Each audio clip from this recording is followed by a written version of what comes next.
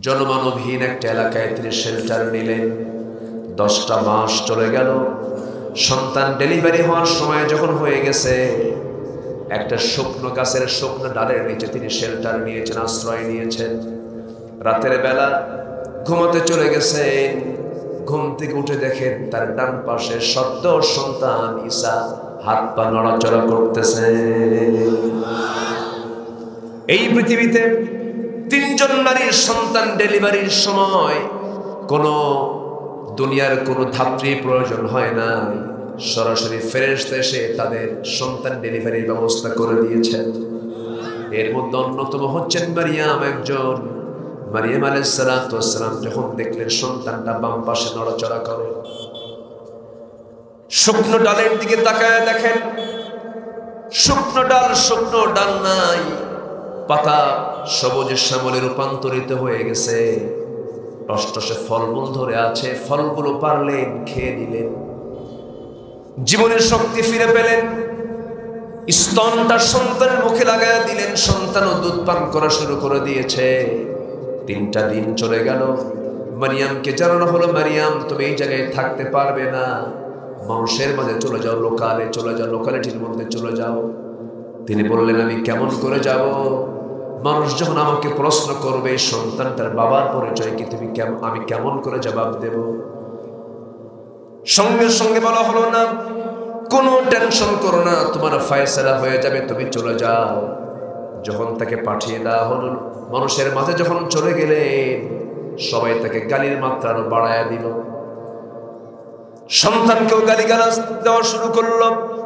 এমন সময় যখন প্রশ্ন করেছে, ও মারিয়াম এই সন্তানটার পরিচয়, এই সন্তানের বাবাকে পরিচয়টা দিয়ে দাও, তিনি সম্পূর্ণ চুপ মেরে থাকলেন। কারণ চুপ থাকাই ছিল তার ইবাদত। কারণ তাকে বলেছেন আল্লাহ তাআলা, মারিয়াম তোমাকে যখন কেউ প্রশ্ন করবে তুমি বলবে আমি রোজাদার, আমি কোনো কথা বলবো না।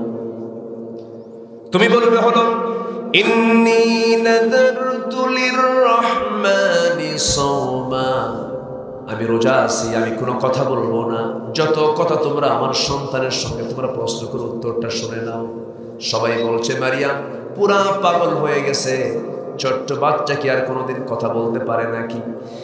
এই কথা বলেই একজন কৌতূহল বশত লোকটা উঁচু করে দোলনায় থাকা শিশুপুত্র ঈসা আলাইহিস সালাতু ওয়াস সালাম, মাত্র 3 দিন 3 রাত বয়স, সন্তানকে যখন লক্ষ্য করে প্রশ্ন করছে, সন্তান তোমার পরিচয় কি? দোলনা থেকে জবাব দিচ্ছেন ছোট্ট বাচ্চা ঈসা আলাইহিস সালাতু ওয়াস সালাম। পৃথিবীতে 3 জন শিশু দোলনায় কথা বলছে। কয়জন বলেন? 3 জন শিশু দোলনায় কথা বলেছেন। এর মধ্যে অন্যতম হলেন ঈসা আলাইহিস সালাতু ওয়াস সালাম। তিনি বলছেন, সুন্দর করে বলছেন, ক্বালা ইন্নী আবদুল্লাহি আতানিয়াল কিতাব ওয়া জাআলানি নাবিয়্যা, আমি হলাম আল্লাহর গোলাম, আল্লাহ তাআলা আমাকে ইনজিল কিতাব দান করেছেন, আমাকে নবী করে পাঠিয়েছেন। খবরদার, আমার মা হলো নবীর মা, আর আমি হলাম নবী সাল্লাল্লাহু আলাইহি ওয়াসাল্লাম। খবরদার, বেয়াদবি করবি, সাবধানে করবি বেয়াদবি। আল্লাহু আকবার। আমার ভাইয়েরা, ধৈর্যের পুরস্কার আছে না নাই? আসতে বলবেন না, আছে না নাই? আছে না নাই? ঈসা আলাইহিস সালাতু ওয়াস সালাম যে কোনো দোষ, তিনি যে কোনো দোষ করেন নাই, পরে প্রমাণ হয়ে গেল। আফসোস করলো আজকের দুনিয়াতেও যারা নিরপরাধ মানুষকে দোষী সাব্যস্ত করার প্রমাণ করছেন, কালের পরিবর্তনে সব সত্য প্রকাশ পেয়ে যাবে, ঠিক কিনা? সব সত্য প্রকাশ পেয়ে যাবে। মক্কার ইমাম হক কথা বলেছেন জুমার খুতবায়। তিনি বলেছেন কনসার্ট হারাম, এগুলো করতে দেওয়া যাবে না, অশ্লীলতা বেহায়াপনা বন্ধ করতে হবে। খুতবার শেষই হয় নাই, সেই জায়গা থেকে জালিমরা তাকে গ্রেফতার করে জেলখানায় ঢুকিয়ে দিয়েছে। এটা কি চিরকাল থাকবে? আস্তে চিরকাল থাকবে? নমরুদ ছিল, এখন আছে। ফেরাউন ছিল, এখন কি আছে? নমরুদকে বিদায় করেছেন কি দিয়া? কিসের কাপড় দিয়া? কোন বাহিনী দিয়া? মশা। মশা কিন্তু ওর আগে ছিল না, মশা কিন্তু নমরুদই নিয়ে আসছে। এর আগে কিন্তু মশা ছিল না।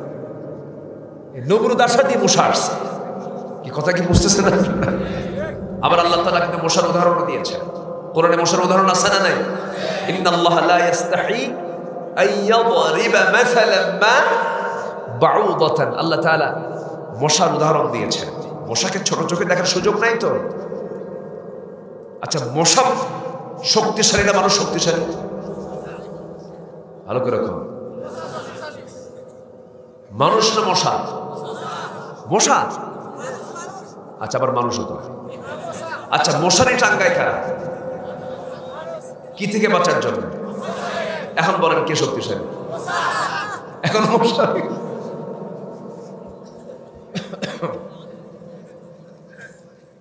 ছাত্রকে প্রশ্ন করেছে ক্যাট বানান কি?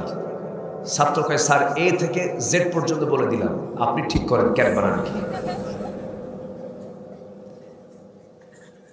মশাকে দুর্বল প্রাণী মনে করার কোনো সুযোগ নাই। নাম্বার ওয়ান, মশার যত চারটা শিক্ষা আছে মশা থেকে। মশা যত বেশি রক্ত খায় বাড়ে না কমে? আর যেটা মাঝারি খায়, একটু নর্মাল যারা, ওর চাইতে বেশি বাঁচে। যে বেশি খাবে সে তাড়াতাড়ি মরবে। আজকের সমাজেও যারা মশার মতো বেহিসাবে রক্ত চুষতেছে জনগণের, তোমাদের হায়াত বেশি দিন নাই, ঠিক কিনা? নাম্বার টু, রাগ করতেছেন নাকি আপনারা? নাম্বার টু, মশাকে দুর্বল প্রাণী ভাববো কেমনে? মশাটা এমন প্রাণী, মশা যখন রাতের বেলা মশারি টাঙানোর পরেও মশারির মধ্যে যদি ঢুকি পড়ে দুই তিনটা, কানের কাছে এসে কি সুন্দর মধুর গান গায়, তাই না? মধুর গানে ঘুম চলে যায়, কি ঘুম থাকে না, ঘুম হেরে যায়। তো এই যে গানটা গায়, এই গানটা গাইতে সায়েন্স বলতেছে মশা তার পাখা নড়ায় প্রতি সেকেন্ডে 500 থেকে 600 বার। প্রতি কি সেকেন্ডে? প্রতি সেকেন্ড মানে কি? সেকেন্ড কি খুব বেশি সময়? 1 সেকেন্ডে মশা তার পাখা নড়াচ্ছে 500 থেকে 600 বার। পৃথিবীর কোনো মেশিন এত দ্রুত কোনো কিছু নড়াতে পারে না যা মশা নড়ায়। তাহলে বলেন মশাটা কত ছোট, এর মধ্যে আবার কি মেশিন আল্লাহ তাআলা সেট করছে। আবার মশা এমন মারাত্মক, ডেঙ্গু আছে না, এডিস কামড় মারলে জীবনে শেষ হয়ে যায়। আচ্ছা, মশা যে কামড়ায় মানুষকে, এই মশাটা কি পুরুষ মশা কামড়ায় আর মহিলা মশা কামড়ায়? হ্যাঁ, কোনটা কামড়ায়? কম বোঝার উপায় নাই, মানে যে কোনো একটা কামড়াবে, পুরুষ না মহিলা? আচ্ছা, যারা মহিলা কইছে, স্ত্রী যারা কইছে, তারা সায়েন্সের ছাত্র, তারা সায়েন্সে পড়েছেন, এই জন্য বলতে পারতেছেন যে হ্যাঁ এটা স্ত্রী মশা কামড়ায়। হ্যাঁ, স্ত্রী কামড়ায়, পুরুষ মশা আমরা কামড়াই না। কি কথা বোঝেন? পুরুষ জাত কামড়ায়। আবার মায়েরা মন খারাপ করে না, হুজুর এটা আবার কি বললেন, আমরা কিন্তু মাইন্ড করে নিয়েছি। কিন্তু না কামড়ালে আবার বংশ বিস্তার হবে না তো। স্ত্রী মশা কামড়ায়, রক্ত নেয়, প্রোটিন হয়, বংশ বিস্তার হয়। বংশ বিস্তার করার জন্য স্ত্রী মশাই তো কামড়াতে হবে, পুরুষ মশা দিয়ে কাম হবে না। কি কথা কি বোঝা গেল? আচ্ছা, নাম্বার 4, এই মশার কামড়ে শেষ হয়েছে নমরুদ, ঠিক কিনা বলেন? অতএব যে আল্লাহ তাআলা নমরুদের মতো একটা দাপুটে নেতাকে সামান্য মশার কামড়ে শেষ করতে পারেন, সে আল্লাহ এখনো আছেন না নাই? আসতে বলবেন না, আছেন না নাই? আচ্ছা, আমরা আল্লাহকে কখনো ভুলবো না। দিন শেষে আমার কেউ আপন না, দিন শেষে আমার আপন কে? বাড়িতে গিয়ে আজকে আমার এই কথাটা ফলো করবেন। বিছানায় গিয়ে একা যদি বউটা পাশে থাকে, হয়তো কথা বললেন ঠিক আছে, 10টা মিনিট চোখ বন্ধ করে একটু চুপ করে থাকবেন আর মনে মনে ভাববেন আসলে আমার পৃথিবীতে কে আপন। খুঁজবেন বউ, ছেলে, মেয়ে, মা, বাবা, ভাই, বোন, প্রতিবেশী, আত্মীয় স্বজন, সব ভাববেন। 10 মিনিট কোনো বন্ধুই খুঁজে পাবেন না। আস্তে করে বন্ধু খুঁজে পাওয়া যাবে? খুঁজতে যদি পারেন সেই সময় আপনি একটা বন্ধু খুঁজে পাবেন। তিনি কে?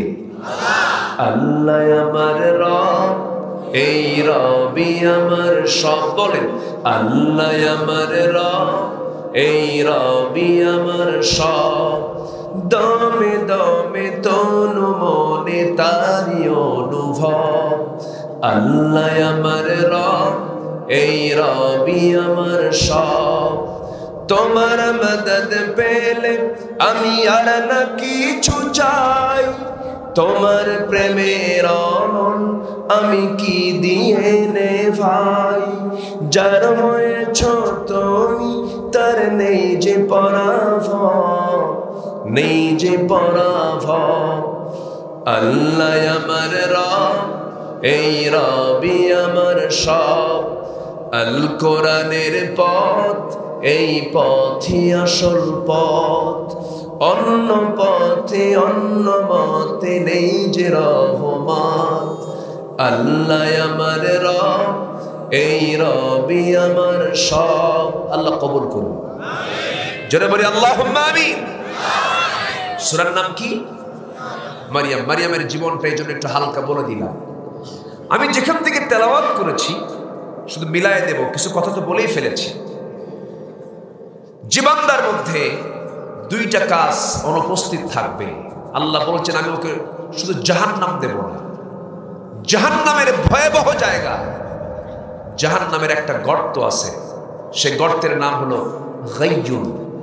গাই নামক গর্তের মধ্যে আমি তাকে ঢুকায় রাখবো, যে গর্তকে জাহান্নাম পর্যন্ত ভয় পায়। এত ভয়ঙ্কর একটা গর্তে ওই বান্দাকে ঢুকানো হবে, যে বান্দার মধ্যে 2টা খারাপ কাজ থাকবে। 2টা কি খারাপ কাজ থাকবে? শুনবো কি সেই কথাগুলো? সবার শোনার আগ্রহ আছে তো? কিন্তু লক্ষ্য করছি 2-1 ভাই কিন্তু ওঠার চেষ্টা করছে।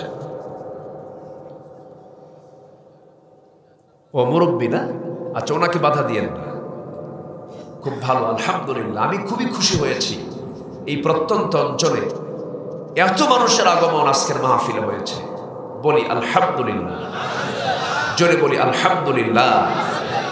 স্টার্টিংটা একটু ভয়ঙ্কর ছিল, এখন মোটামুটি আপনার ঠান্ডা হয়েছে তো? খুব ভালো মানুষ, খুব ঠান্ডা মাথার মানুষ, খুব স্লোলি সব কিছু মুভ করেছে। আল্লাহ তুমি তাকে উত্তম পুরস্কার দিয়ে দাও। জোরে বলে আমিন। কিন্তু মুখে দাড়ি নাই, বুঝলেন? বড়টার আছে, ছোটটার নেই, ব্যালেন্স রাখছে। আচ্ছা, সমস্যা নাই। আপনাদের দাড়ি না রাখলেও সমস্যা নেই, দোয়া করে দেব। দোয়া করলেই দাড়ি রাখা হয়ে যাবে নাকি? না, দাড়ি রাখতে হবে? রাখবো। জোরে বলি ইনশাআল্লাহ। তাহলে ভয়ঙ্কর সেই 2টা কাজ কি আমরা আজকে শিখে যাব। সাথে আরো 7টা কাজ আছে, অপরাধ আছে, যে অপরাধ যদি কোনো বান্দা করে, তাফসীরে কুরতুবীতে এসেছে। তাফসীরে কুরতুবীর মধ্যে ইমাম কুরতুবী বলেছেন যে আরো 7টা অপরাধ যদি কেউ করে তাকেও আল্লাহ তাআলা ওই গাইয়ুন, গাই নামক গর্তের মধ্যে আল্লাহ তাআলা তাকে জোর করে ঢুকায় দিবেন। জেলখানায় সবাই গেছেন কিনা জানি না, জেলখানার মধ্যে আবার সেল আছে। জেলের মধ্যে কি আছে? সেল। সেলটা বড় ভয়ঙ্কর। জেলখানার ভিতরে যারা থাকে কয়েদি, তাদের বন্ধু বান্ধব সবাই ঘোরাফেরার সুযোগ আছে, ক্যারাম বোর্ড খেলে, বিড়িও খায়, ওর মাঝে মাঝে গাঁজা নিয়ে ধরাও পড়ে, বুঝলেন? ওর মধ্যে মারামারি হুড়াহুড়িও আছে, মশান টশান নেয়, আবার সাদা দাড়ি কালো বানায় ফেলে, আবার অনেকে লাল দাড়ি বানায় ফেলে, ডিজাইন করে, চুল টুল কাটে, সব কিছুই আছে। কিন্তু এই ফ্যাসিলিটি থেকে মুক্ত হলো যারা সেলে থাকে। জেলের ভিতরে কি সেল, একাকি তাকে রাখা হয় যারা খুব মোস্ট ওয়ান্টেড, যারা খুব গুরুত্বপূর্ণ। দেখেন না, কিছু কিছু অপরাধী জেলখানায় ঢোকে হাত রাঙ্গানো, মেহেদি রাঙ্গানো হাত দিয়ে, হাত খুলে খুলে ডিজাইন করে কোর্টে হাজিরা দেয়, জামিন নিয়ে আসে। আর আলেমদের হাতে হাত খোড়া লাগায়। আস্তে কন করো, ঠিক কিনা?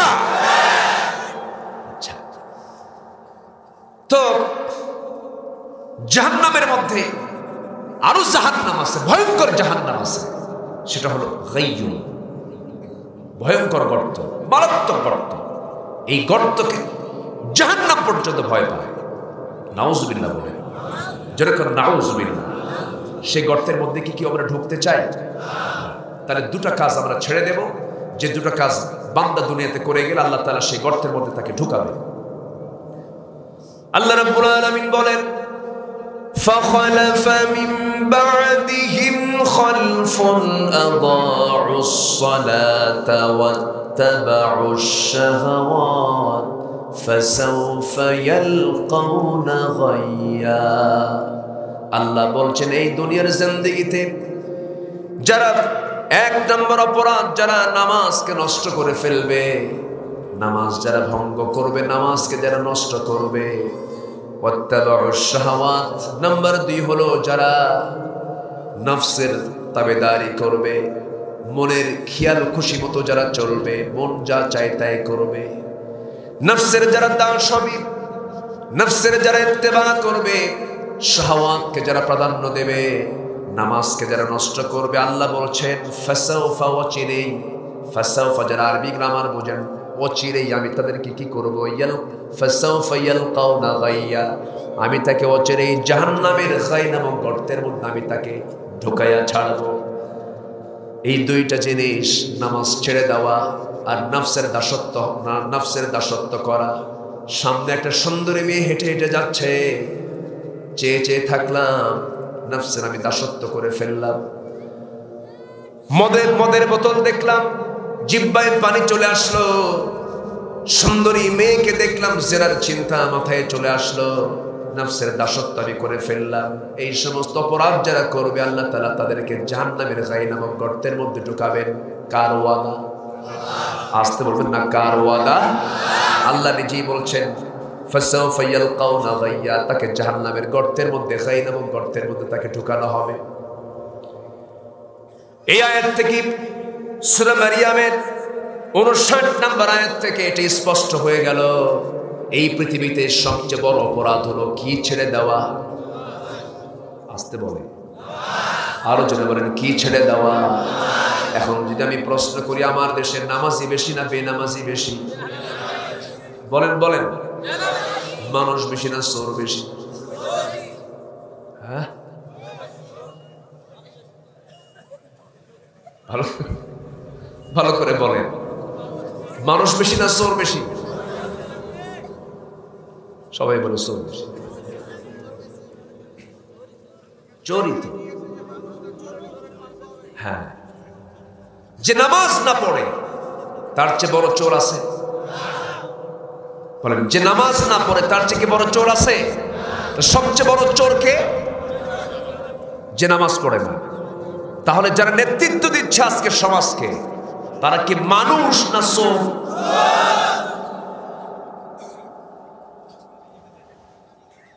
বুঝতেছেন তো? বুঝতেছেন কথা? যারা আল্লাহকে ফাঁকি দেয় তারাই জনগণকে ফাঁকি দিতে পারে, তারাই জনগণকে ফাঁকি দিতে পারে। আবার বড় বড় গলায় বলে নারে তাকবীরের স্লোগান চলবে না। কেন? এটা নাকি নির্দিষ্ট দলীয় স্লোগান। নির্দিষ্ট দলীয় স্লোগান যদি আল্লাহু আকবার হয়ে থাকে, নারে তাকবীর হয়ে থাকে, তাহলে আযানের প্রথম আওয়াজটা কি? নামাজ শুরুর প্রথম আওয়াজটা কি? জানাজার প্রথম তাকবীর কি? যারা বলেছ এই স্লোগান নির্দিষ্ট দলীয় স্লোগান, এই স্লোগান সব জায়গায় চলবে না, নামাজে আল্লাহু আকবার বলবা, আযানে আল্লাহু আকবার বলবা, জানাজে আল্লাহু আকবার বলবা, সমাজে আল্লাহু আকবার বলতে দিবা না, তোমাদের জানাজা না দিয়া কুকুর বিড়ালের মতো তোমাদের বিদায় করা দরকার। রাজি আছেন কারা কারা? হাত উঁচু করে দেখা।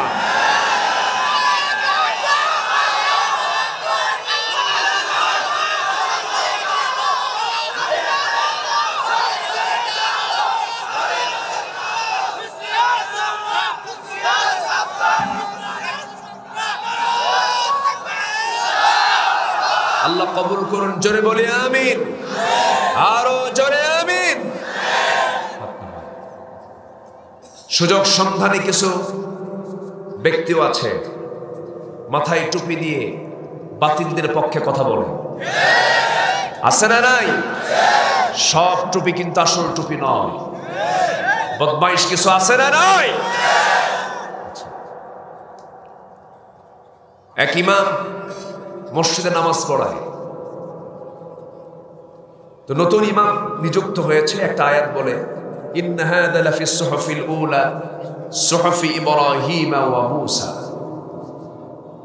তো সুহুফি ইব্রাহিম ওয়া মূসা যখন বলছে, মসজিদের যিনি সভাপতি এবং সেক্রেটারি, দুজনের নাম হলো, একজনের ইব্রাহিম আরেকজনের নাম হলো মূসা। খুব খুশি, যাক এবার মনের মতো ইমাম পেয়েছি। আমাদের দুজনের নামে নামাজে পর্যন্ত দেওয়া হয় ইব্রাহিম মূসা, ইব্রাহিম মূসা। এটা বিশাল ব্যাপার, খুব খুশি। কিন্তু ইমাম যে বাড়িতে খায় সেই বাড়িওয়ালার নাম হলো টুকুমিয়া। টুকুমিয়ার বেচা এমন খারাপ, টুকুমিয়া খাওয়ায় কিন্তু দোয়া পায় ইব্রাহিম মূসা। খাওয়ায় কিন্তু টুকুমিয়ার মুখে কোনো হাসি নেই। ইমাম বলে, ভাইজান আপনি আমাকে খাওয়ান, এত যত্ন করেন, যদি মুখের হাসি না থাকে তাহলে কি খাওয়া আসে? তাহলে মনটা খারাপ কেন আপনার? কি এত কিছু বোঝেন, টুকু বোঝেন না, টুকু বোঝেন? ইমাম আর বোঝে না। ইমাম বলছে, ভাই বুঝতেছি না, আপনি কি বলছেন একটু বুঝে বলেন। কি নামাজের মধ্যে আপনি ইব্রাহিম মূসা, ইব্রাহিম মূসা করেন, তাহলে দুজনের দোয়া করেন। ওরা নয় সভাপতি সেক্রেটারি, আমি কি খাওয়াই না? টুকু শব্দ নাই, টুকু নাই। ইমাম এখন টের পাইছে, ভাবতেছে এ তো বেজায়, এতে গুরুত্বপূর্ণ কথা। ঠিক আছে, আপনার জন্য দোয়া হবে। টুকু শব্দ তার কোরআনে নাই, এখন কি করা যায়? চট করে একদিন নামাজ পড়তে নিয়ে নামাজের মধ্যে বলতেছে ইন্না হাযা লাফিস সুহুফিল উলা সুহুফি ইব্রাহিম ওয়া মূসা ওয়া টুকু। যখন বলছে টুকু, সব মুসল্লির টনক নড়ে গেছে। নামাজ শেষে বলে, হুজুর আপনি টুকু পাইলেন কোথায়? ইমাম বলে, টুকু তো নাই, কিন্তু আমার কি খাওয়া বন্ধ করব? নিজের স্বার্থ সিদ্ধির জন্য দিনকে রাত যারা করছে, রাতকে যারা দিন করছে, হারামকে যারা হালাল বানাচ্ছে, অন্যায় করছে, জুলুম করছে যারা, অবশ্যই একদিন বিচার হবে। আদালত কার? মূল বিচার হবে মরার আগে না মরার পরে? এই জন্য এই দুনিয়াতে যেদিকে বৃষ্টি সেই দিকে ছাতা, এই নীতিতে চলবো না। আমরা ইমানের নীতি নিয়ে চলবো। বাতিলদের সামনে আমরা মাথা নত করব না। হক আদায় করব। এক নাম্বার কাজ, নামাজ পড়বো কয় ওয়াক্ত? একানা জামাতে, একানা জামাতে সুন্দর করে আমরা নামাজটা পড়ব। আমার নবীজি সবসময় নামাজের কথা বলতেন, দেখা হলেই বলতেন নামাজ ঠিক হয়েছে তো। আবার শেষ কথাও আমার নবীর ছিল, শেষ সেন্টেন্স, আমার নবীর সর্বশেষ লাস্ট সেন্টেন্স ছিল কি? নামাজ। কিয়ামতের দিন প্রথম প্রশ্ন হবে কি? সব জায়গায় নামাজের হিসাবটা আগে হবে। এবং আল্লাহ তাআলা বলছেন, নামাজ নষ্ট করলে সবচেয়ে বেশি শাস্তি হবে নামাজ নষ্ট করলে।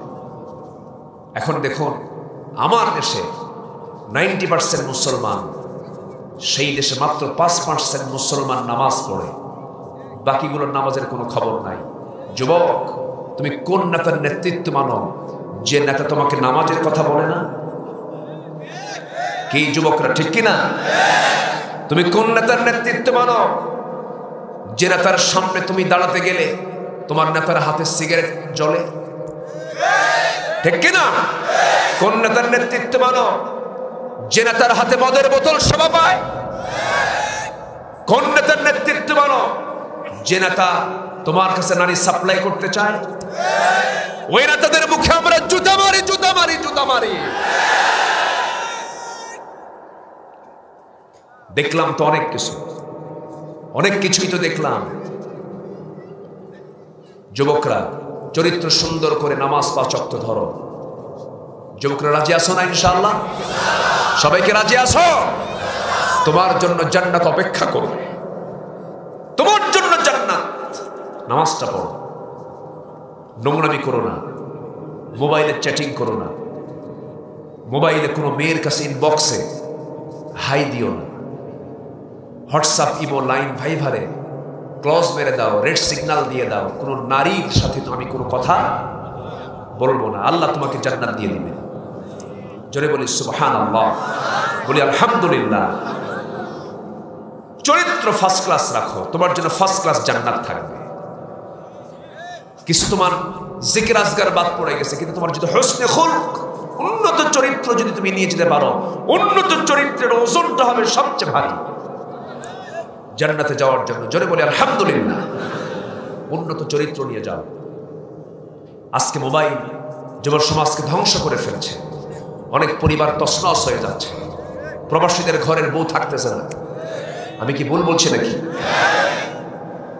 চুয়াডাঙ্গা মাহফিল আমার এই তো সপ্তাহ 2 আগে, গত 11 তারিখে মাহফিল শেষ করে আমি চলে আসব। মাহফিল উঠবো, আমি রাতের বেলা খাবার খাচ্ছি, এমত অবস্থায় একটা লোক এসে আমাকে বলে, হুজুর আপনার বাড়ি কোথায়? তো বলে, আমার বাড়ি তো উত্তরবঙ্গে, জন্মস্থান, আমি থাকি ঢাকায়। তো হুজুর আমি তো আমার মেয়েকে বিয়ে দিয়েছি। কোথায়? ঠাকুরগা। ঠাকুরগা দিছেন বিয়া? চুয়াডাঙ্গার মানুষ। কোথায় চুয়াডাঙ্গা খুলনা অঞ্চল, আর কোথায় ঠাকুরগা দিনাজপুর অঞ্চল? ব্যাপারটা কি? ঘটককে? হুজুর মোবাইল। ঘটক কি? মোবাইল। বললাম তাহলে মোবাইল দিলেন কেন? হুজুর মোবাইল যে দেব না, ইন্টারে পড়ে মেয়ে, সায়েন্সে পড়ে, কাব্বা, অনলাইনে ক্লাস হয়, লাগবেই।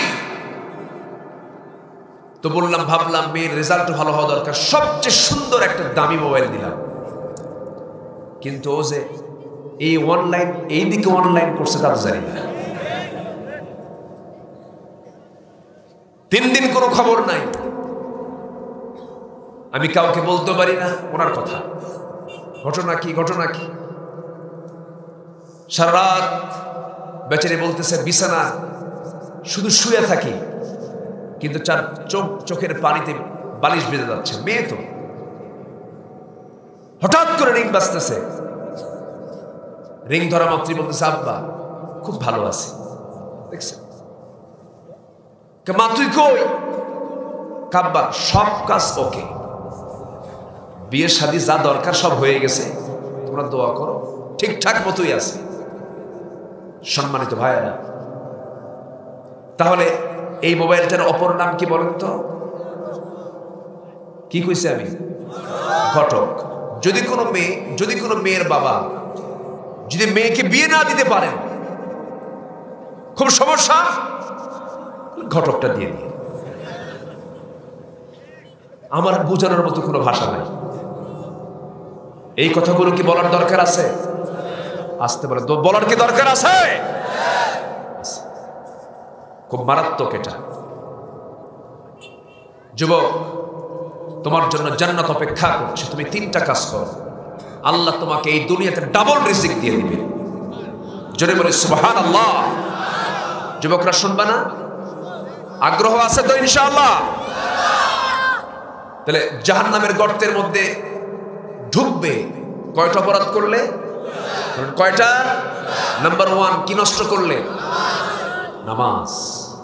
আমার নবীজি নামাজের ব্যাপারে খুবই সজাগ থাকতেন, নামাজের ব্যাপারে খুব সতর্ক থাকতেন। নবীজি নামাজ নষ্ট হলে পরে খুব কেঁপে যেতেন, রেগে যেতেন। আমার নবীজির জীবনে 1 ওয়াক্ত নামাজ কাজা হয়েছে এমন কোন রেকর্ড নাই। আমার নবীজি জীবনে 1 ওয়াক্ত নামাজ কাজা করেছেন এমন কোন রেকর্ড তার জীবনে ছিল না। নবীজি সাহাবে কেরামকে যেখানেই পাঠাতেন, নামাজের খবরটা আগে নিতেন। একটা যুদ্ধের ময়দান ছিল, খুব কণ্টাকে কীর্ণ যুদ্ধের ময়দান। সেই যুদ্ধের নাম হলো মুতার যুদ্ধ। রোমানদের বিরুদ্ধে যুদ্ধ হবে। সৈন্যের বিরুদ্ধে আমার নবীজি 3000 জনকে রেডি করলেন। 3000 জন চলে আসলো। 3000 জন নবীর সামনে যখন দাঁড়ায় আছে, রাসূল বললেন, তোমাদের মধ্যে আমি সেনাপতি নিযুক্ত করব। ও যায়েদ বিন হারিস এইদিকে আসো, জাফর বিন আবু তালেব এইদিকে আসো, আব্দুল্লাহ বিন রাওহা এই দিকে চলে আসো। তিনজনকে সামনে দাঁড়ায়া দিলেন। দাঁড়ায়া দিয়ে সাহাবে কেরামকে লক্ষ্য করে বলছেন, ও সাহাবীরা, আমার পালক পুত্র যায়েদ বিন হারিস মুতার যুদ্ধের 1 নম্বর সেনাপতি। যদি আমার যায়েদ যুদ্ধ করতে গিয়ে যদি শাহাদত বরণ করে, সেকেন্ড সেনাপতি হবে আমার চাচাতো ভাই জাফর বিন আবু তালিব। সেও যদি শহীদ হয়ে যায়, 3য় নম্বর সেনাপতির দায়িত্ব পালন করবে আমার আব্দুল্লাহ বিন রাওহা। এই তিনজনকে সিলেকশন দিয়ে দিলেন। তিনজনের মুখে হাসির ঝিলিক, কিন্তু মুনাফিকরা টের পেয়েছে পিছন থেকে। এই তিনজনকে আস্তে আস্তে কানে কানে বলছে, যায়েদ, জাফর, আব্দুল্লাহ, তোমরা তিনজনই যুদ্ধে যাও না, কারণ রাসূল বলেছেন যদি শহীদ হয়ে যায় এবারে তোমরা তিনজনই শহীদ হয়ে যাবে। এই তিনজন মুনাফিকদের মুখে থুতু মেরে বলছে, আল্লাহর কসম, আমরা তিনজনই যুদ্ধে যাব, কারণ নাকের মধ্যে আমরা জান্নাতের ঘ্রাণ পেতেছি। জোরে বলি সুবহানাল্লাহ। 2-1 জন করে ওঠে কেন? কি সমস্যা?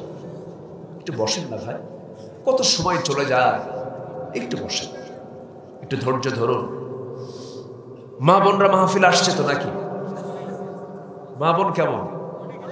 অনেক আসছে। বলি আলহামদুলিল্লাহ, জোরে বলি আলহামদুলিল্লাহ। আমি অনেকদিন পর গোমস্তাপুর এলাকায়, মনে হয় আমি অনেকদিন পর এসেছি। আসা হয় না, কম হয়, গোটা দেশে যেতে হয়। আমি এই গোমস্তাপুরে প্রথম এসেছি আজ থেকে 17 বছর আগে, 17-18 বছর আগে আমি এর আগে এখানে এসেছি, এই উপজেলায় এসেছি।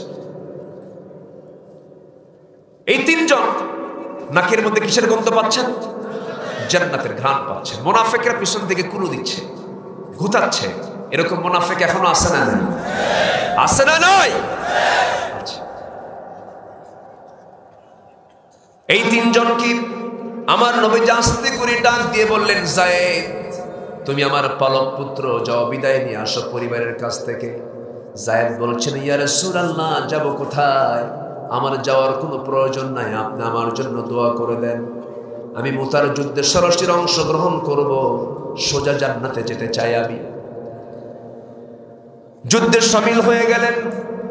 জাফর বিন আবু তালিবকে রাসূল বললেন, যাও বিদায় নিয়ে আসো পরিবারের কাছ থেকে। রাসূল তো বুঝতেই পারছেন এই তিনজন কেউ বাঁচবে না। জাফর বলছেন, হুজুর, আপনি যেহেতু বললেন সেহেতু আমি যাচ্ছি চলে, আপনি না বললে আমি যেতাম না। এই কথা বলি সোজা বাড়ির দিকে রওনা করলেন। দরজায় নক করলেন, দরজা খুলে গেল। দরজা খোলার সঙ্গে সঙ্গে আস্তে করে স্ত্রীর সামনে গিয়ে বসলেন। সন্তান দুইটা ফুটফুটে বাচ্চা, এতিম ছোট্ট বাচ্চা, নাবালক বাচ্চা। দুই সন্তানকে উরুতে রেখে স্ত্রীর সঙ্গে স্বাভাবিকভাবে কথা বলতে বলতে বলছেন, আমার স্ত্রী, আজকে তোমাকে একটা গুরুত্বপূর্ণ কথা বলবো। এই যে আমার দুটা সন্তান, তুমি আমার স্ত্রী, আমি তোমার কাছে আজকে বিদায় নিতে চাই, তুমি আমার জন্য দোয়া করো। মুতার যুদ্ধে আমি অংশগ্রহণ করতে যাচ্ছি, জিহাদে অংশগ্রহণ করতে যাচ্ছি। স্ত্রী বলছেন, হ্যাঁ, আপনি চলে যাবেন না কেন? অবশ্যই যাবেন, যুদ্ধ করবেন, আমি আপনাকে বাধা দেব না। কি বলতে চান বলেন এবার? বলছেন, শোনো, আজকে তোমাকে আমার জন্য বিদায় দিতে হবে, 1 দিন নয়, 2 দিন নয়, এই দুনিয়ার জন্য চিরদিনের মতো বিদায় তুমি আজকে আমারে দিয়ে দিবা। স্ত্রী বলছেন, আমার স্বামী, এমন করে আপনি আমার কাছে কথা বলছেন কেন? এমন করে বিদায় চান কেন? আমি আপনার জন্য আজকে এই দোয়াটা করব না, কারণ এই ছোট্ট দুইটা বাচ্চা আপনি মারা গেলে পরে তারা এতিম হয়ে যাবে। আমি আপনার জন্য দোয়া করে আল্লাহ তাআলা যুদ্ধ করে যেন আপনাকে গাজী করে আমাদের মাঝে ফিরে আনেন। জাফর বিন আবু তালিব একটু ভিতরে ভিতরে রাগ হয়ে গেল। স্ত্রী বাম হাতটা টান মেরে ধরে কোষমুক্ত তরবারি, আস্তে করে কোষবদ্ধ তরবারি কোষমুক্ত করে হাতের ভিতরে তরবারি নিয়া তরবারির উল্টা দিক দিয়া স্ত্রীর হাতে যখন মৃদু আঘাত করলেন, সঙ্গে সঙ্গে বলছেন, স্ত্রী, আমি তোমার হাতে যে আঘাত করেছি, হাত কাটছে নাকি? না। কেন কাটে নাই? উল্টা দিকে মেরেছেন, উল্টা দিকে তো ধার থাকে না। এবার জাফর বিন আবু তালিব বলছেন, স্ত্রী, আমি তোমাকে তরবারির আঘাত ঠিকই করলাম, কিন্তু তোমার হাত কাটলো না, এই জন্য আমি উল্টা করে মেরেছি। আজকে তুমি আমার জন্য যে দোয়াটা করবে সেই দোয়াটা হবে উল্টা দোয়া, সেই দোয়া কবুল হবে না, কারণ আমি আমার নাকের মধ্যে জান্নাতের ঘ্রাণ পেয়ে গেছি। তিনজন সেনাপতির মাঝখানের সেনাপতি আমি নিশ্চিত শহীদ হয়ে যাব, তুমি আমার জন্য দোয়া করো। এই কথা বলে স্ত্রীর সামনে মুচকি হাসি মেরে সন্তান দুইটা রেখে ওই ঘর থেকে বের হয়ে গেলেন। পিছন থেকে ছোট্ট দুইটা বাচ্চা আব্বা আব্বা বলে চিৎকার করে ডাকতেছে। একটা বারের জন্য জাফর সন্তানদের দিকে ফিরে তাকান নাই। জোরে কোন সুবহানাল্লাহ। ইসলাম এমনি আসে না, ইসলাম এমনি আসে নাই। কুল ইন কানা আবাউকুম ওয়া আবনাউকুম ওয়া ইখওয়ানুকুম وأزواجكم وعشيرتكم وأموال اقترفتموها وتجارة تخشون كسادها ومساكن ترضونها أحب إليكم من الله ورسوله وجهاد في سبيله الله أكبر। সম্মানিত ভাইরা, সকল কিছুর চাইতে স্ত্রী, ছেলে, বাবা, ভাই, আত্মীয়, সম্পদ, বাড়িঘর, সকল কিছুর চাইতে বেশি ভালোবাসতে হবে কাকে? রাসূলকে, জিহাদকে। কার কথা? আল্লাহর কথা। চলে গেলেন জাফর ইবনে আবু তালিব। আব্দুল্লাহ বিন রাওহা দুপুরবেলা বিয়ে করেছেন, সন্ধ্যার দিকে যুদ্ধের ডাক চলে এসেছে। নতুন স্ত্রী, রাঙ্গানো হাত, রং লাগানো মেহেদি, স্ত্রীর হাতে রং লাগানো আছে। নতুন স্ত্রী ঘরের ভিতরে। এবার তিনি বাড়িতে আসলেন, দরজার পিছন দিকের শিকলটা লাগায় দিয়া বলছেন, স্ত্রী তুমি আমার, আমি তোমাকে দেখি নাই, তুমি আমাকে দেখো নাই, কিন্তু বিয়ে হয়ে গেছে। আজকে আমি নতুন করে তোমাকে দেখতে চাই না, আর আমি দেখতেও চাবো না। আমার জন্য দোয়া করো, দেরি হয়ে গেছে, আমি মুতার যুদ্ধে যাচ্ছি, আমি যেন শহীদ হয়ে যেন আল্লাহর জান্নাতে যেতে পারি। স্ত্রী বলছেন, স্বামী আমার, একটা বারের জন্য আপনি আমার সামনে আসেন, একটু ভালো করে দেখে নেব, যেন কিয়ামতের দিন অসংখ্য লোকের মাঝে যেন আমি আপনাকে স্বামী হিসেবে চিনতে পারি। এবার আব্দুল্লাহ বিন রাওহা বলছেন, স্ত্রী এমন নিয়ত তোমার যদি সহি হয়ে থাকে, দুজন পরিচয় করার দায়িত্ব আমার আল্লাহ নিজে নিয়ে নিবে। এই কথা বলি যুদ্ধে শামিল হয়ে গেলেন তিনজনই এট এ টাইম। পরপর তিনজনই দুনিয়া থেকে বিদায় নিয়ে নিয়েছেন। আব্দুল্লাহ বিন রাওহার যখন বিদায় হলো, ডান হাতে তার ঝান্ডা ছিল কালিমার, হাত কেটে ফেলে দিয়েছে, বাম হাতে নিয়েছেন, চট করে মুখের মধ্যে কামড় মেরে কালিমার ঝান্ডা নিয়েছেন, মস্তকটা উড়ায় দিয়েছে। তিনি শাহাদত বরণ করেছেন বটে, কিন্তু কামড় মেরে কালিমার পতাকা কামড়িয়ে ধরেছেন, কালিমার পতাকা তিনি জমিনে ফেলতে দেন নাই।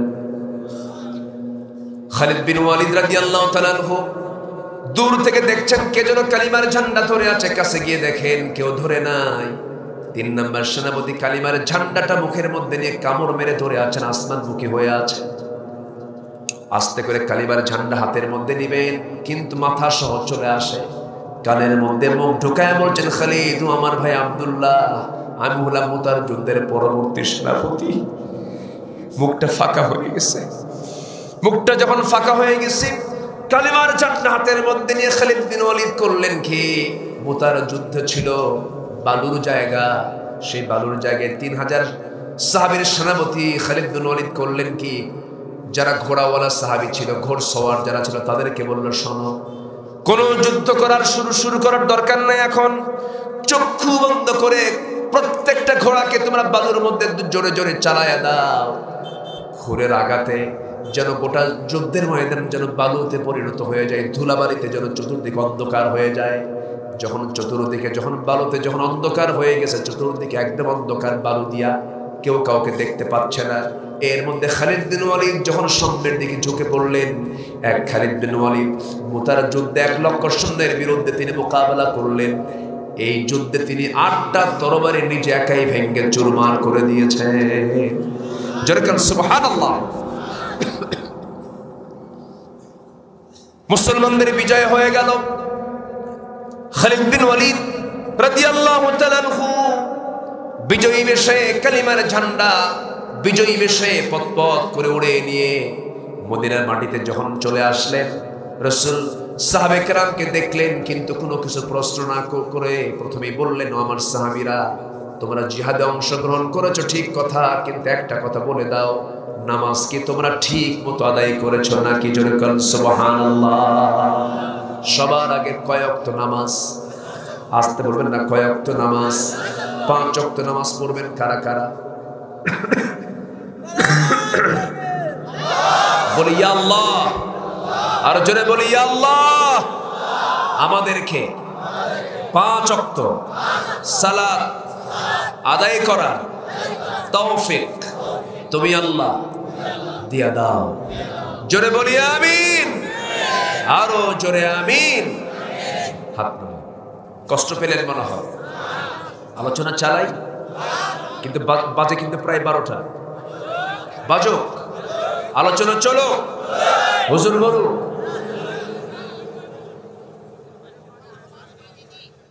এত সুন্দর মানুষ, বলি আলহামদুলিল্লাহ। আমি তো প্রথমে হতাশী হয়ে গিয়েছিলাম যে আজকে মনে হয় মাইকটা ঠিক হবে না, কিন্তু মাইকের যিনি অপারেটর খুব হিম্মতওয়ালা মানুষ, সব কিছু অ্যারেঞ্জ করেছে। আলহামদুলিল্লাহ বলে। সম্মানিত ভাইয়েরা, তাহলে একটা কাজ আজকে আমরা শিখে যাব। শেষ নিঃশ্বাস থাকা পর্যন্ত আজান শোনা মাত্র বাদ যাবে না। কি কি বাদ যাবে না? নামাজ ছাড়বো না। আচ্ছা, নামাজ পড়তে কোন কিতাব লাগে? সবাইকে কোরআন পড়তে রাজি আছেন? যদি প্রশ্ন করে কোরআন পড়তে পারেন কয়জন? সবার কি হাত উঠবে? কেন সবার হাত উঠবে না কেন? আমরা মুসলমান না? কিন্তু হাত যে উঠলো না। এই এই উঠে কেন?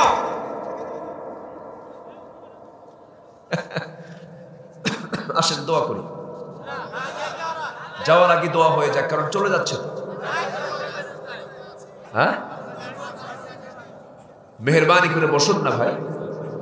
আপনাদের ভাষাগুলো খুব সুন্দর, বলি আলহামদুলিল্লাহ। খুব সুন্দর ভাষায় কথা বলেন আপনারা, খুব সুন্দর। বাংলার সঠিক রূপ আপনাদের ভাষার মধ্যে আছে, বলি আলহামদুলিল্লাহ। এ ভাই, ইয়াডাল ইয়াসিস তো, তাই না? কোন ইয়াডারে, তাই না?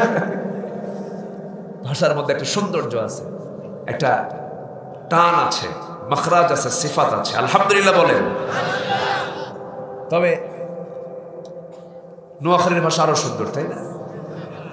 হ্যাঁ, তাদের ভাষার ভিতরে আবার আলাদা ভাব আছে। বাংলা কম, তাদের আঞ্চলিকতা আছে। পানিকে পানি বলতে, পানিকে বলে হানি।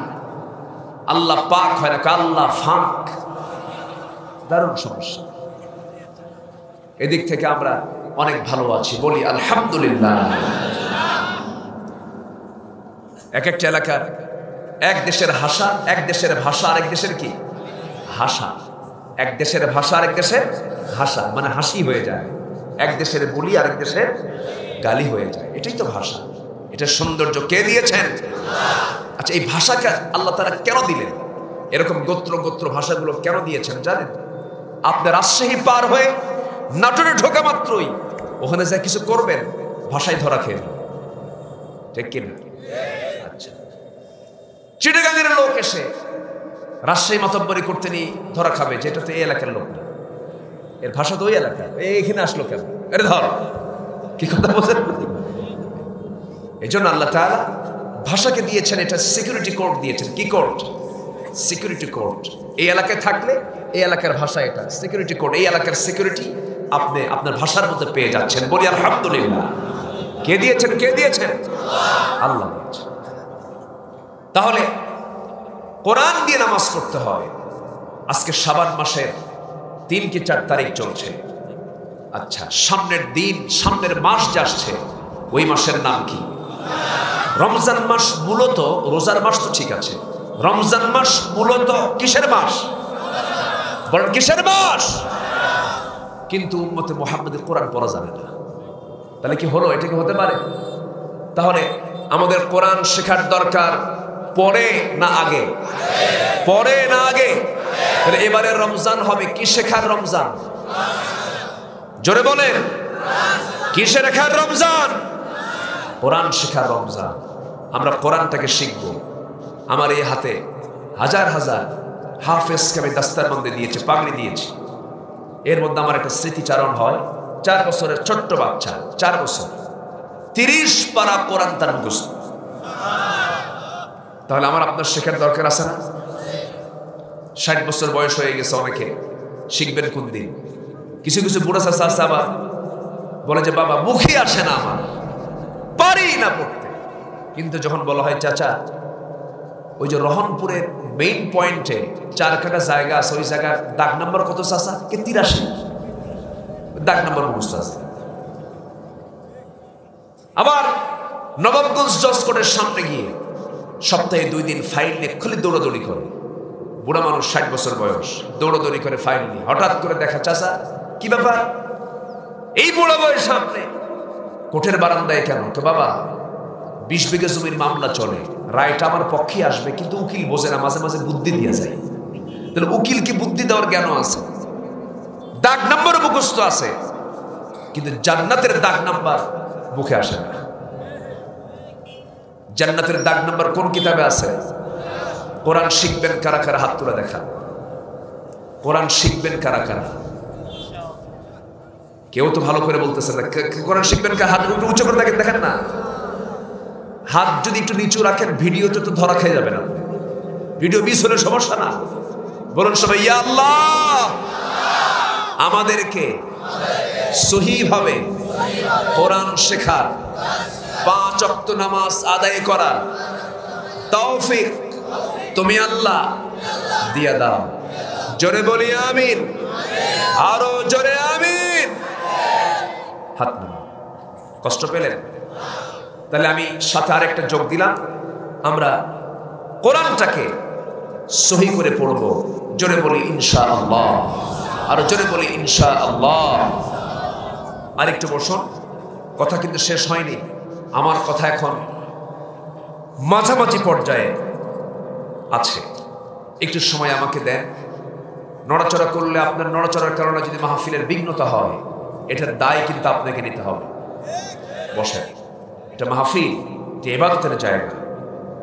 মাহফিলে বসে যদি মজা না পান, কোরআন তেলাওয়াতে যদি মজা না পান, সেজদা দিয়ে যদি তৃপ্তি না পান, তাহলে ভাবতে হবে বড় ধরনের শয়তান আপনাকে আসর করছে। বসে সম্মানিত ভাইরা, গর্তের নাম কি মনে আছে আপনাদের? গর্তের নাম কি বলেন? গাইয়ুন। গাইয়ুন গর্তের মধ্যে 2 শ্রেণী ঢুকবে। 2 শ্রেণীর কথা বলেছি, আরো 7টা শ্রেণী সেই গর্তের মধ্যে ঢুকবে। তাফসীরে কুরতুবীর মধ্যে আসছে। সেই 7 শ্রেণী কারা? আল্লাহ রাব্বুল আলামিন বলেন, নাম্বার 1 হলো যে জিনাকার, জিনা করতে করতে পাকা হয়ে গেছে, যে মদ্যপায়ী মদ্যপান করতে করতে পাকা হয়ে গেছে, এরপরে যে সুদখোর সুদের কারবার করতে করতে সুদকে জায়েজ মনে করে। এই এলাকায় তো সুদের কারবার নাই, সুদের কারবার আছে। এখন কেউ উঠেন না, এখন উঠলে ভাববো ওটাই সুদ খায়। বসেন সবাই। সুদের কারবার, অনেকে কিন্তু সুদের কারবারকে জায়েজ মনে করে, কারণ এটাও তো ব্যবসা। এরকম বলার মতো লোক আছে না? নাই, আছে। আল্লাহ তাআলা এই সমস্ত বান্দাকে ওই গর্তের মধ্যে ঢুকাবেন। জিনাকার ওই গর্তে ঢুকবি, মদ্যপায়ী ওই গর্তে ঢুকবি, সুদখোর ওই গর্তে ঢুকবে। এরপরে যে সন্তান তার পিতা মাতাকে সুন্দরভাবে কথা বলে না, সুন্দর আচরণ করে না, ভাত কাপড় চোপড় দেয় না, সবার ঘর বাড়ি হয়, সবার জন্য ঘর বরাদ্দ হয়, সুন্দর বাড়ি বানাইছে, ছেলের ঘর থাকে, মেয়ের ঘর থাকে, নিজেদের ঘর থাকে, আর বাপ মার ঘর থেকে হলো সিঁড়ির তলে আছে না। বাপ মাকে দেখে না, বাপ মার সেবা থেকে নিজেকে দূরে রাখে, বাপ মার সেবা, বাপ মাকে সেবা থেকে বঞ্চিত রাখে। এই সমস্ত বান্দার জন্য আল্লাহ রাব্বুল আলামিন সেই গাই নামক গর্তটা রেখে দিয়েছেন। নাম্বার 5 হলো যে মিথ্যা সাক্ষী দেবে। মিথ্যা সাক্ষী মনে হয় আমার দেশে নাই, আসতে বলবেন না, আছে না নাই? মিথ্যা সাক্ষী যারা দেবে আল্লাহ তাআলা তাদেরকে গর্তের মধ্যে ঢুকাবেন। যে সমস্ত লোকগুলো সতী সাধ্বী নারীর প্রতি মিথ্যা অপবাদ দেবে, মিথ্যা অপবাদে যারা অভিযুক্ত করার চেষ্টা করে এর মধ্যে ঢুকায় দিবেন।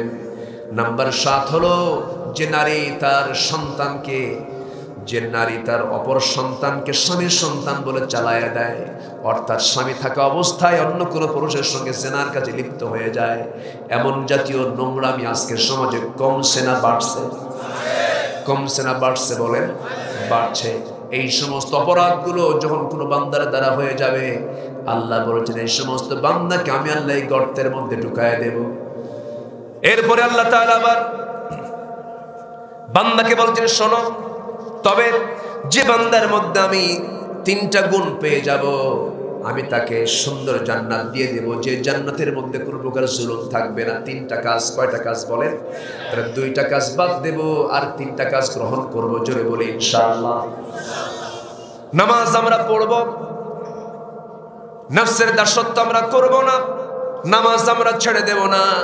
নাম্বার, এরপর আল্লাহ তাআলা যে কাজগুলো করতে বলেছেন, নাম্বার 1 হলো আল্লাহ রাব্বুল আলামিন বলছেন, ইল্লা মান তাবা ওয়া আমানা ওয়া আমিলা সালিহান ফাউলাইকা ইয়াদখুলুনাল জান্নাহ।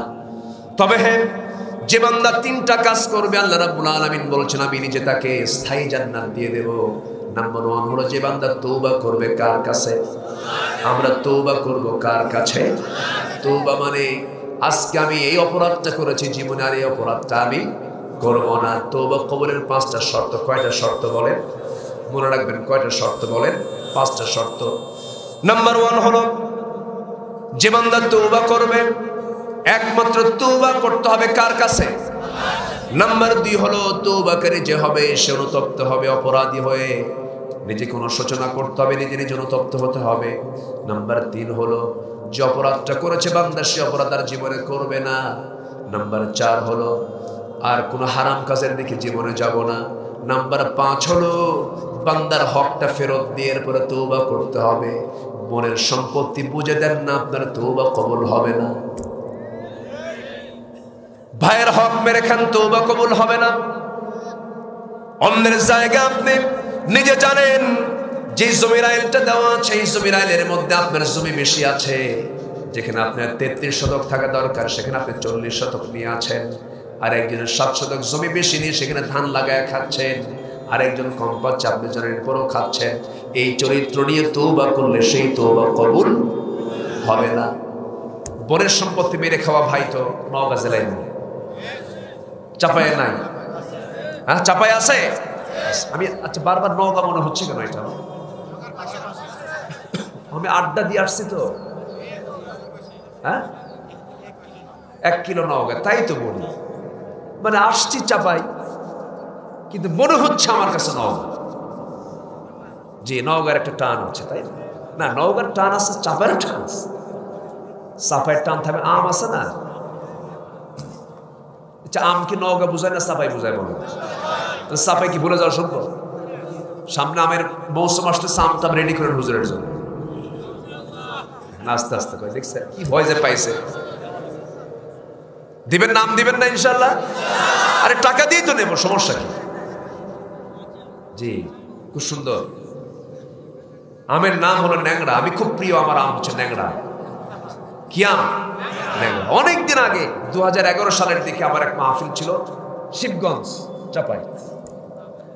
তো বললাম এক মুরব্বীকে, তার 200 বিঘা আমের বাগান। তো বললাম যে আচ্ছা চাচা একটা কথা বলি, কি আম তো দেখতে সোজা, নামটা ন্যাংরা কেন? তো বলতেছে, হুজুর আমার মনে হয় এই আম গাছটা কোনো ন্যাংরা মানুষ লাগাইছে। শুনলাম আল্লাহ তাআলা এক একটা এলাকায় এক একটা বরকত দিয়ে ধন্য করেছেন। দিনাজপুরে লিচু দিয়েছেন, চাঁপাইনবাবগঞ্জে কি দিয়েছেন? আম দিয়েছেন। ময়মনসিংহে কি দিয়েছেন? কাঁঠাল। কি দিয়েছেন? কাঁঠাল দিয়েছেন। ওখানকার কাঁঠালগুলো খুব স্বাদের।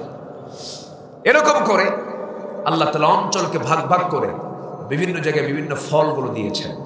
আলহামদুলিল্লাহ বলুন। তো মোটামুটি তওবা করার একটা শর্ত আমরা জানলাম। বনের সম্পত্তি মেরে খাওয়া ভাই, তার তওবা কবুল হবে না। বোনকে দেয় না, 1 যুগ আগে বাপ মারা গেছে, বোন মাঝে মাঝে আসে, আবার দাওয়াত দিয়ে খাওয়াই দিয়ে পাশে বসায় বলে, বোন তুমি সম্পদ পাইবা ঠিক, কিন্তু একটা কথা বলি বোন, কি অংশ নিলে কিন্তু ধ্বংস হয়। দেখছেন কি ওয়াজটা নিল, গ্রামার দেখছেন? অংশ নিলে ধ্বংস হয়। এটা কি কোরআন থেকে ওয়াজ না শয়তান থেকে ওয়াজ? আমার মার আজকে এই কথাই খুব খুশি, হুজুর ভালো কইরা কোন আমার ভাই কিছু বসে আছে এই জায়গায়, অংশগুলো বুঝে দেয় না। দয়া করে এই ভুলগুলো করবেন না, এগুলো বান্দার হক। এগুলো কার হক? বান্দার হক। বোনকে বোনের অংশ বুঝে দিবে, যে যার অংশ পাবে বুঝে দিয়ে ক্লিয়ার হতে হবে। বান্দার হক মেরে খেয়ে কবরে গেলে খবর আছে না নাই? আল্লাহ তাআলা সবাইকে বোঝার তৌফিক দান করুন। ওয়া আমানা, যারা সঠিকভাবে ঈমান আনবে, ওয়া আমিলা সালিহান, এবং নেক আমল করবে। আমার মা অনেকে আজকে মাহফিল আসছেন, দিন যত যাচ্ছে স্বামীর প্রতি ভক্তি বাড়ছে না কমছে? বলেন, বাড়ছে না কমছে? মার্কেটে পুরুষ বেশি না মহিলা বেশি? মহিলা বেশি। স্বামীকে ধপকায়া সিট করে থুয়ে দেয়। কিছু কিছু বউ আছে না, মার্কেটে যেতে চাইলে চলো আমিও যাই সাথে। তুমি কি বুঝো মার্কেটিং? তুমি গেলে তো দাম ডাবল হয়ে যায়, আমি একা যাব। স্বামীকে থুয়ে, বাচ্চা কাচ্চা থুইয়া চলে গেছে মার্কেটে। স্বামীর সামনে ভালো কাপড় চোপড়ও পরে না, স্বামীর সামনে গায়ের গন্ধে কোনো সুগন্ধিও লাগায় না, কিন্তু যখন বাইরে যাবে টিপটপ, একদম মাথা থেকে শুরু করে পা পর্যন্ত সব সাজায়, আশকারা মাস্কারা যা আছে সব দিয়া, লিপস্টিক টিপস্টিক লাগায়া, হাই হিল, পাশে একখান ভ্যানিটি ব্যাগ দিয়া চলে গেল দোকানদারের সামনে। ঠ্যাঙের উপর ঠ্যাং দিয়া দোকানদারকে বলে, ভাইয়া একটা শাড়ি দেখানো যাবে কি? দোকানদারও কম না, শাড়ি একখান বের করে নিজের গায়ে লটকা দিয়ে বলে, আপা এই শাড়ি কিন্তু আপনাকে দারুণ মানাবে। ওটা আরেক বদমাইশ। আছে না নয়? আমার মা এই নোংরামিগুলো বন্ধ করেন, লাভ নেই। নিজের সৌন্দর্যের সকল পসরা প্রকাশ করতে হবে অন্যের সামনে না স্বামীর সামনে? কার সামনে? স্বামীর সামনে। উম্মে সুলাইম নামে একজন মহিলার কথা আমার মনে পড়লো। অনেকদিন যাবত এই কথাটা আমি বলি নাই, ইতিহাসটা আমার হঠাৎ করে আজকে মনে হলো। উম্মে সুলাইম ছিলেন সেই নারী, যে নারী তার রসুলের সামনে, আমার রসুলের সামনে তার ছোট্ট শিশু আনাসকে নবীর সামনে দাঁড় করায় বলেন, হুজুর এই মদিনার কত আনসার বড় বড় সাহাবীরা খেজুর বাগান দিল, উট দিল, কত কি দিল, আমি তো কিচ্ছু দিতে পারলাম না। আমার কলিজার টুকরা আনাসকে আপনার হাতে দিয়ে দিল। ছেলেকে দিয়ে চলে গেছে। সেই উম্মে সুলাইম রাদিয়াল্লাহু তাআলা আনহা, তার আগের স্বামী মালিক যখন মারা যায়, তারপরে বিয়ে হবে। বিয়ের জন্য এক যুবক তাকে প্রস্তাব দিলে তিনি বললেন, প্রস্তাব যখন দিয়েছে শর্ত হলো তোমাকে মুসলমান হতে হবে। সুবহানাল্লাহ।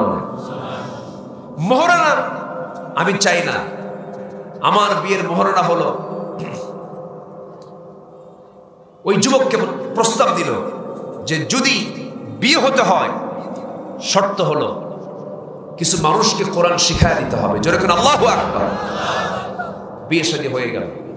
বিয়ে শাদী হওয়ার পর একটা বাচ্চা হলো। সেই বাচ্চা পৃথিবীতে আসার পর একটা ব্যবসায়িক কাজে তার স্বামী, ওই স্বামীর নাম ছিল তালহা, ব্যবসায়িক কাজে 7-8 দিন আসতে পারেন নাই। এর মাঝে তাদের ঔরসে নতুন একটা সন্তান আসে, সে সন্তানটা মারা যায়।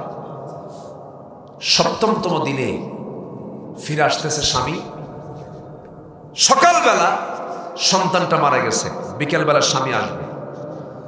লাশ সন্তানটাকে পাশের ঘরে রেখে দিয়া, শোয়ায় রেখে চাদর মুড়ি দিয়ে আশেপাশের প্রতিবেশীকে জানায় দিচ্ছে, আমার সন্তান যে মারা গেছে এই কথা যেন আমার স্বামীকে না বলা হয়, তোমরা কেউ তাকে বলতে যাও। এই কথা বলে সুন্দর করে সাজগোজ করে 7 দিন পর স্বামী যখন ঘরের মধ্যে ঢুকতেছে, সেই সময় উম্মে সুলাইম মুস্কি হাসি মেরে স্বামীকে সালাম দিয়ে ভিতরে তাকে বরণ করলেন। স্বামী স্ত্রী মহব্বত তৈরি হয়ে গেল।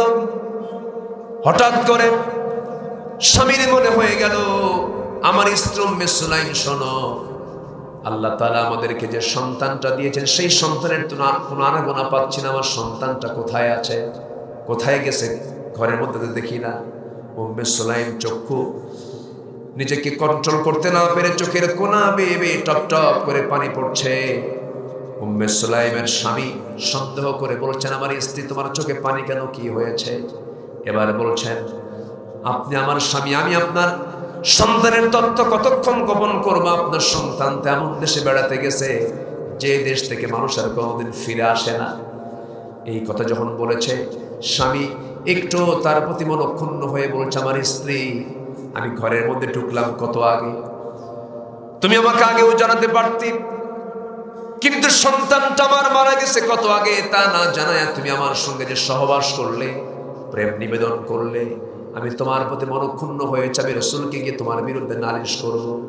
নবীর কাছে গিয়ে যখন সাহাবী বলছেন, ইয়া রাসূলুল্লাহ, আমার স্ত্রী উম্মে সুলাইম আজকে আমার সঙ্গে এমনটা আচরণ করলো কেন? ইয়া আচরণ আমি সন্তুষ্ট হইনি। রাসূল বলছেন, আমার সাহাবী, তোমার স্ত্রী তোমার সঙ্গে তোমাকে খুশি করার জন্য যে আচরণটা করেছে, যে ধৈর্যের পরিচয়টা দিয়েছে, উম্মে সুলাইম তার জীবনের শ্রেষ্ঠ আমল সে আজকে করে ফেলেছে। জোরে বলেন সুবহানাল্লাহ। আমার নবীজি দোয়া করেন, আল্লাহ আমার উম্মে সুলাইমের এই পরিবারে তুমি আমার আরো একটা নেক সন্তান দিয়ে দাও। আরেকটা নেক সন্তান হলো, তার নাম হলো আব্দুল্লাহ, জগদ্দন্য মুহাদ্দিস। এখান থেকে একটা বিষয় স্পষ্ট হলো, আমার মাদের জন্য 4টা কাজ গুরুত্বপূর্ণ কাজ। নাম্বার 1 হলো নামাজ, নাম্বার 2 হলো রোজা, নাম্বার 3 হলো স্বামীর আনুগত্য করা, স্বামীকে দাম দেওয়া। আবার যারা স্বামী তাদেরও উচিত হলো স্ত্রীকে মর্যাদা দেওয়া। স্ত্রীকে কি দেওয়া? মর্যাদা দেওয়া। অনেক স্বামী আছে বউকে কাজের মানুষের মতো মনে করে। আসতে কয় কেন? আসতে কয় কেন? বউ যদি অসুস্থ হয় সেই সময় বলে, আমার কি বউ অসুস্থ হবে কেন? দেখছেন, বউ নাকি অসুস্থ হওয়া যাবে না। আসেন, এরকম আসেন, বউ নাকি অসুস্থ হওয়া যাবে না। অসুস্থ হলে বলে সে বাপের বাড়ি থাকবে, সুস্থ হলে সে আমার বাড়ি থাকবে। এটি কি কোনো হাদিসে আছে নাকি? এই কোনো হাদিসে আছে? মর্যাদা দিতে হবে, সম্মান দিতে হবে, ইজ্জত দিতে হবে। আর নাম্বার 4 হলো আমার মা, সতীত্বের আপনি হেফাজত করবেন, পর্দায় আপনি থাকবেন।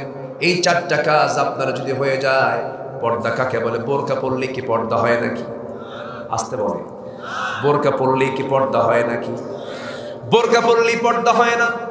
আমার দেশের যত পর্দাগুলো আমরা চোখের সামনে দেখতে পেতেছি, দেখবেন বোরকাগুলো পরে ঢাকার জন্য না দেখানোর জন্য? বলেন, ঢাকার জন্য না দেখানোর জন্য? দেখানোর জন্য বোরকা পরে। এমন বোরকা পরা যাবে না যে বোরকার মধ্যে ডিজাইন নাই, সেই জাতীয় বোরকা পরতে হবে। বোরকার গায়ে আবার আয়না লাগানো। আয়না বুঝেন তো? আয়না মানে আয়না মানে আসল। এই জাতীয় বোরকা পরা যাবে না। মাথায় ওড়নার ভাঁজ করতে করতে উটের মাথা, উটের পিঠের মতো চোখা করে, আছে না নাই? উটের পিঠের মতো চোখা করে রাখে, এমন তো বোরকা পরা যাবে না। আপনাকে ঢিলে ঢালা বোরকা পরতে হবে, যেন কোমরটা না বোঝা যায়। বুকে প্রশস্ত কাপড় দিতে হবে, বুকটা যেন ঢেকে থাকে। শালীনপূর্ণ পোশাক আপনাকে পরতে হবে। বোরকা হবে 2 কালার না 1 কালার? আসতে বলবেন না, বোরকা হবে 2 কালার না 1 কালার? 1 কালার বোরকা আপনাকে পরতে হবে। ডিজাইনগুলো ছাড়তে হবে। আর মেয়েদের ক্ষেত্রে 14 জন পুরুষের সঙ্গে দেখা করা জায়েজ, ছেলেদের ক্ষেত্রে 14 জন নারীর সঙ্গে দেখা করা জায়েজ। এই 14 জন পুরুষ, এই 14 জন নারী ছাড়া সকল পুরুষ এবং নারীর জন্য সবার সঙ্গে পর্দা করার দরকার আছে না নাই? সবার জন্য পর্দার প্রয়োজন আছে। এই বিষয়টা আপনি একটু খেয়াল করবেন। আমার মা হাতের কড়া, হাতটা সামনে নিয়ে নেন, আপনি হাতে একটা একটা করে গুনেন। আমি আপনাকে বলে দিচ্ছি, 14 জন পুরুষ আপনার জন্য মাহারাম। কয়জন? 14 জন পুরুষ আপনার জন্য মাহারাম। নাম্বার 1 হলো বাবা। নাম্বার 1 কে? বাবা। সবাই হাতে গুনেন, একটু গুনে নেন, 14 জন।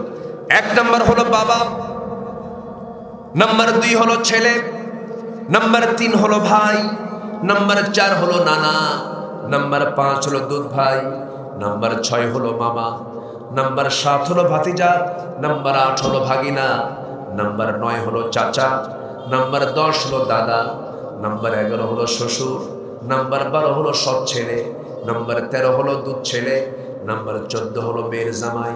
এই 14 জন পুরুষ একজন নারীর জন্য দেখা করা তার জায়েজ, কারণ এদের সঙ্গে বিয়েটা জায়েজ নাই। এই 14 জনের সঙ্গে মেয়েরা অবাধ, অবাধে তারা কথাবার্তা বলতে পারবে, কিন্তু অবাধ মানে এটা অবাধ নয়। মাথায় কাপড় রাখার দরকার আছে না নাই? বুকে ওড়না দেওয়ার দরকার আছে না নাই? ঢিলাঢালা কাপড় চোপড় পরে শাড়ির পূর্ণ পোশাক পরে তারা দেখা করতে পারবেন, কথা বলতে পারবেন। ছেলেদের ক্ষেত্রে হলো 14 জন। নাম্বার 1 মা, 2 হলো মেয়ে, 3 হলো নিজের বোন, নাম্বার 4 হলো নানি, নাম্বার 5 হলো দুধমা, নাম্বার 6 হলো খালা, নাম্বার 7 হলো ভাতিজি, নাম্বার 8 হলো ভাগিনী, নাম্বার 9 হলো ফুফু, নাম্বার 10 হলো সৎমা, নাম্বার 11 হলো দাদি, নাম্বার 12 হলো শাশুড়ি, নাম্বার 13 হলো দুধ মেয়ে, নাম্বার 14 হলো ছেলের বউ। এই 14 জনের সঙ্গে দেখা করা জায়েজ এই জন্য, কারণ তাদের সঙ্গে বিয়ে জায়েজ নাই, বিয়ে জায়েজ নাই, জন্য দেখা করা জায়েজ। এই 14টা অপশনটাকে মাথায় রেখে যদি আমরা পর্দা অবলম্বন করতে পারি, আমার মা আপনার জন্য আল্লাহর 8টা জান্নাতের দরজা আপনার জন্য খোলা খোলা আছে। জোরে বলে সুবহানাল্লাহ। আল্লাহ কবুল করুন, আল্লাহ কবুল করুন। আমি অনেক সময়, আমি মনে হয় এই বছর এত লম্বা সময় কোথাও দেইনি। আজকে এই আচ্ছা ঠিক আছে, যে যেখানে আছেন আমরা সবাই বসে থাকি। আমরা এখন দোয়া করব, যতটুকু হয়েছে আমরা বলে ফেলি আলহামদুলিল্লাহ। এক রাত তো মাদের জন্য হালকা কিছু কথা বলে ফেললাম, এখন আমরা দোয়া করব। আমরা চাইবো কার কাছে? উঠতেছেন কেন? দোয়া করবেন না? আমি তো যাব।